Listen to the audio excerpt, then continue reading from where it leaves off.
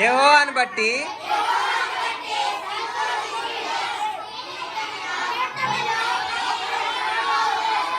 చెప్పాలి. హల్లెలూయా.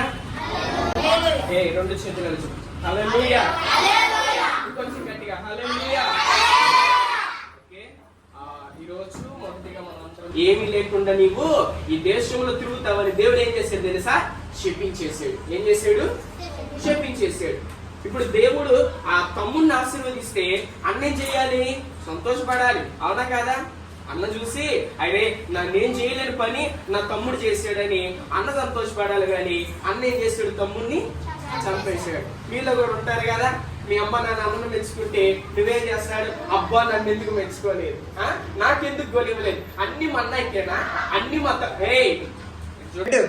Shoulders, knees, head, shoulders, shoulders.